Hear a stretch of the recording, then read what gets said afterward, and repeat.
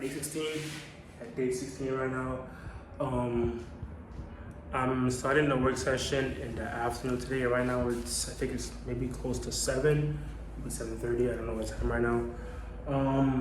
So for yesterday's work session, at the end of the session, as I told you guys, I took melatonin because I kept like staying awake when I'm trying to sleep. My mind was active, so I took melatonin at like 5 a.m. in the morning, and I was supposed to wake up at like 6:30. So since melatonin lasts for like 6 hours, my body was just still awake. So I just slept. I just slept in the morning. I went to work, and I said, you know what, I'm just doing my work in the afternoon instead. So right now is the afternoon, and I'm gonna get into my work session. You know, my 5 hour work session.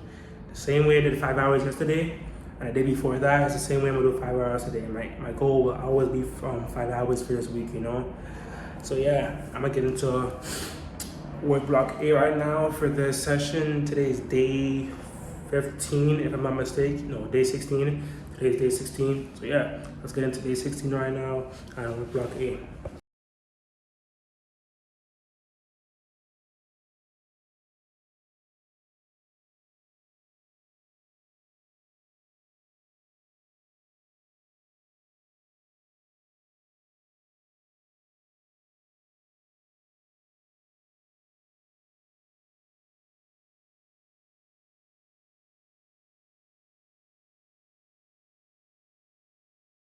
I just finished work block A. Damn. Session's looking kind of good right now. I'm getting kind of tired, but I know I'm gonna finish. Although I'm getting tired. Yeah, I know I'm gonna finish. I know I'm gonna finish the 5 hours. But yeah, we just finished work block A, and that concludes 2 hours. But what I learned for work block A was why you should have a training journal. I can't go through every single thing that I learned because I'm on my computer right now, but some things that I learned in work block A was, yes, why you should have a training journal. And some of the reasons why you should have a training journal is because a training journal allows you to follow your plan. You go into the market knowing knowing exactly what you need to do, and your training journal allows you to know the where in the market you should be taking your trade, where in the market you should be coming out of your trade, and with a trading journal, it allows you to know that, okay, if price goes against me in multiple different ways, what can I do? Should I come up with a trade? Should I save my trade? Should I adjust my trade? Things like that. Having a trading journal allows you to be organized when you go into the market. You don't go into the market with like just not understand, like with your head off your shoulders. You don't know what's happening. Your emotions are in play and all these types of things. With a trading journal, you go into the market with substance. You go into the market being organized. Let's say if market goes against you, you're not gonna be emotional and say, okay, what do I do? I'm gonna get in my trade now. No, with a trading journal, with a trading plan, with trading journal, you will know that, okay, if I go into the market and this happens, okay, this is what I'm gonna do because this is what happened in the past. With the trading journal, it allows you to break down how you felt during a trade, after a trade, and before a trade. If you go into the market being emotional, you would write that down, and the next time you go into the market with a trade, you know that, okay, last time I went to the market I was emotional, let me not try to do the same, let me not try to do that this time. A trading journal is basically like your own specialized mentor. You write down the things that your weaknesses are and your strengths are, and you get to see how you can change those things, and you get to see how maybe when I took this last trade, I took it too early and we take it later on, or things like that. It just kind of breaks down and simplifies your strengths and your weaknesses, and it allows you to grow over time and see your mistakes and see how you can fix them, and you see how you change over time. But yeah, that's what I learned for work block A. Now I'm gonna take maybe like 5 minutes, like 10 minutes, I get into work block B. But yeah, it's looking good right now. Yeah. So it's like 30 minutes later on right now. Oh my god, kind of hungry, so I warmed some food up, ate my dinner. I was gonna eat while working, but the food that I was eating, if any of the food got onto the pages, it was stained, and I didn't want to get stained, so I just took like a calm little break. Cause I'm just trying to focus strictly on working, not the food at the same time. I did that yesterday, and I was literally struggling to pay attention to the food. And so yeah, I ate my food, chill for a little bit, but now I'm about to get into it, bro. While I was working, I was so jittery, like my brain was just like, oh, I want to go work, I want to go work. So I was eating pretty fast. I'm not gonna lie, but it's been 30 minutes. But yeah, my brain was just thinking work, work, work. I wanted to go back to work so bad. So yeah, I just washed my dishes real quick, finish eating, and now I'm about to get back into working. So now I'm gonna get into work block B. And yeah, so let's get into it right now. Round 2.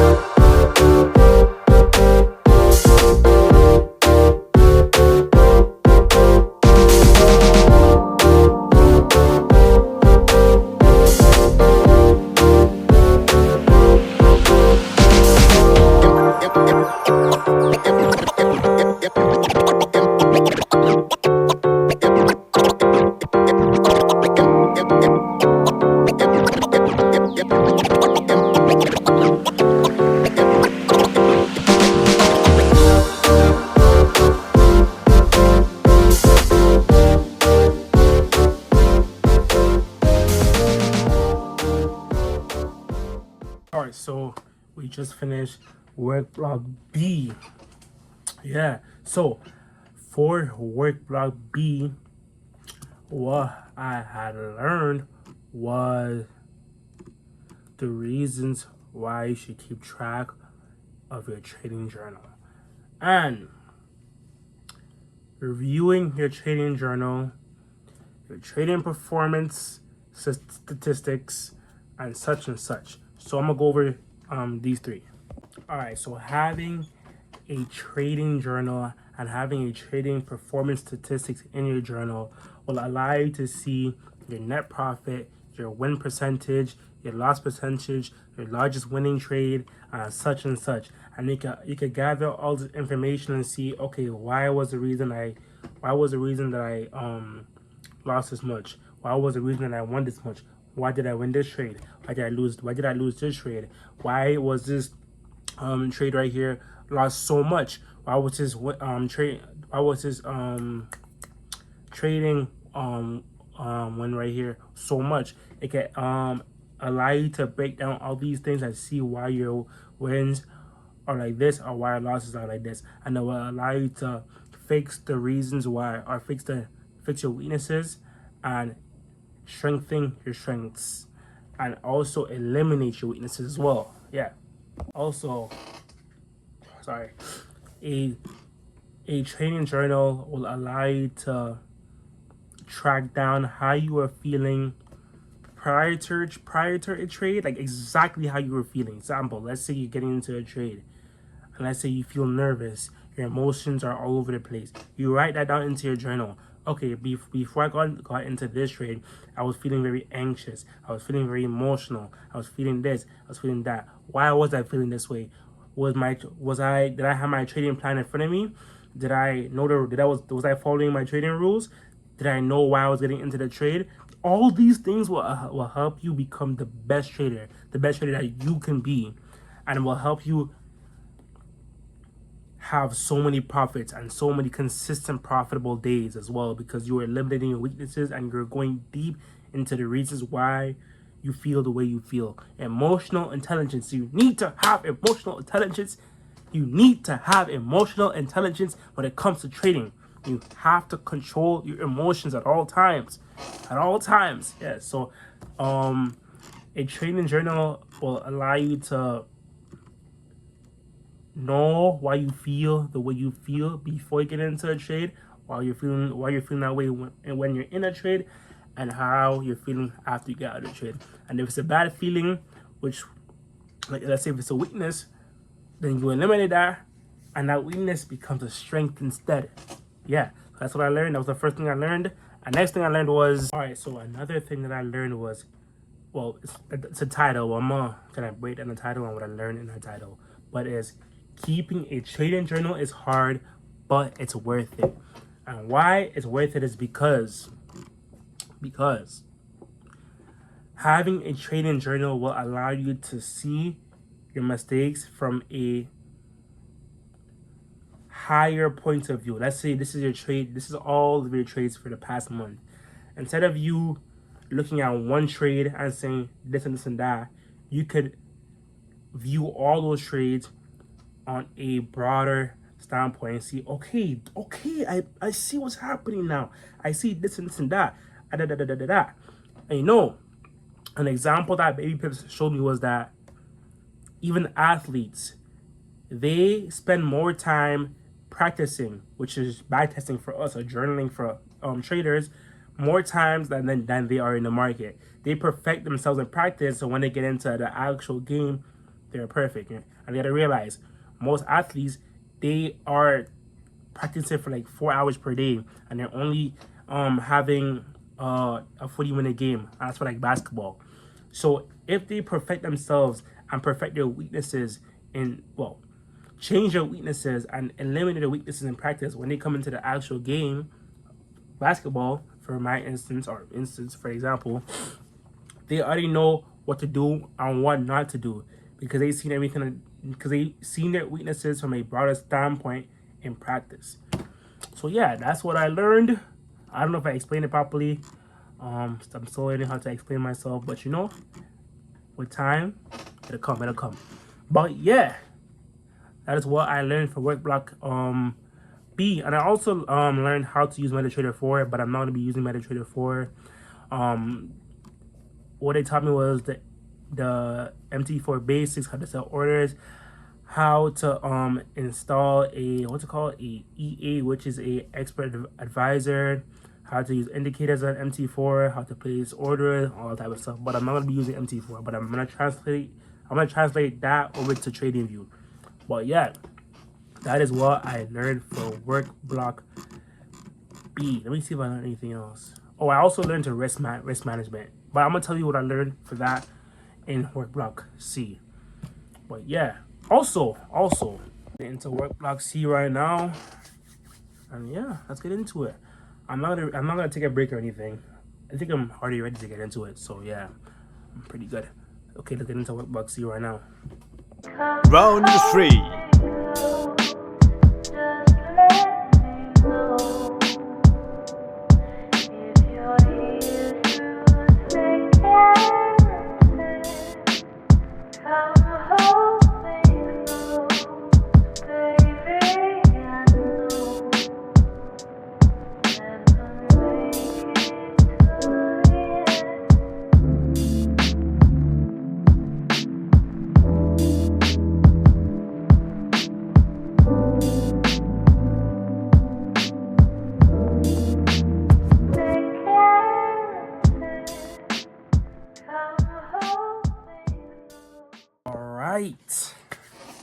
I just finished Workblock C. And I'm happy. I learned some stuff that I didn't fully understand in the beginning, and I'm happy I learned them now. So what I learned from Workblock C, I'm gonna get into what I actually learned. What I learned that helped me unlock. Okay, so what I learned from Workblock C was risk management. Yes, risk management. All right, so yeah.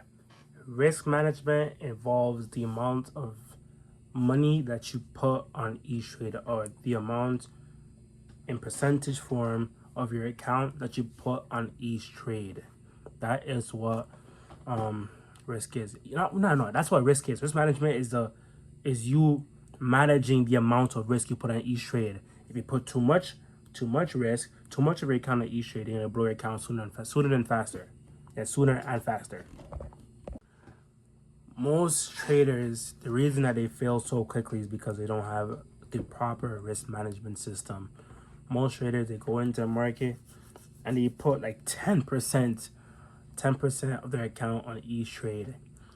And when they put 10% of their account even on, when they put 10% of their account on each trade, let's say they are in a losing streak right now.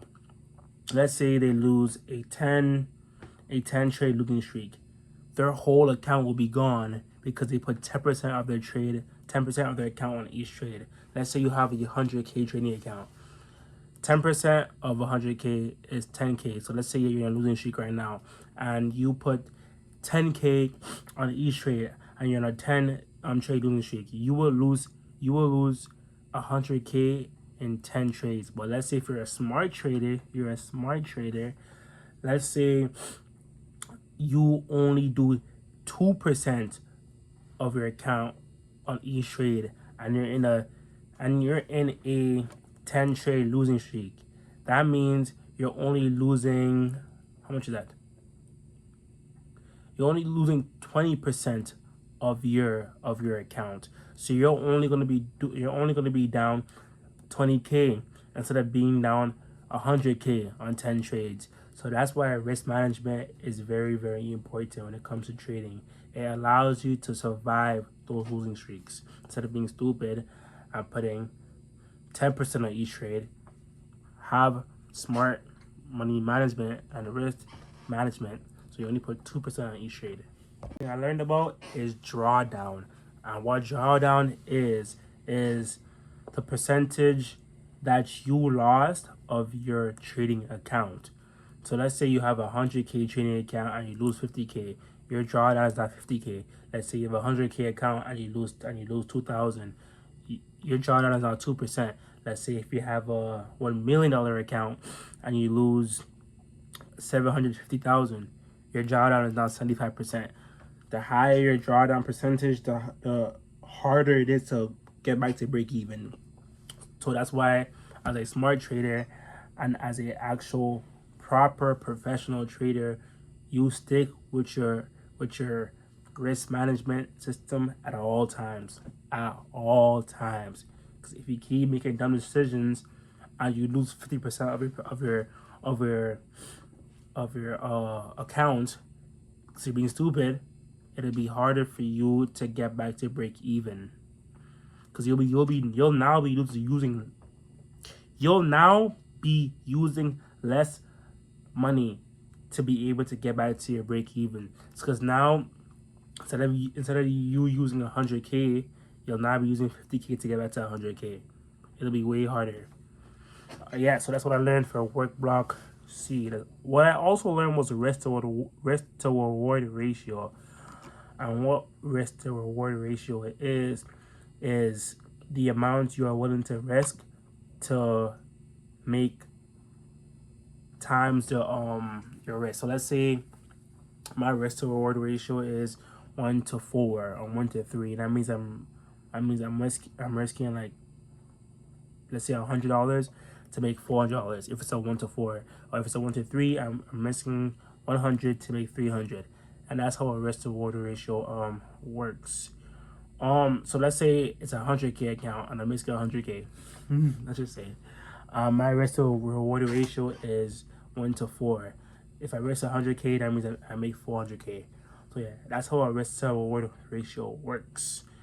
And also, what I learned that I didn't fully understand before, but I'm happy to understand it now, is leverage and margin, bro. Leverage, margin, and also, the stop losses, right? So for that, leverage is the amount of money. It's in a percentage form. No, it's in a ratio form. Leverage could be 1 to 100. You use $1,000 to leverage $100,000, or if that's for a standard account. But if you're using, let's say, a mini account, you're leveraging $100 to control $10,000. That's for a mini account. So it's like I just learned leverage, and I just understood.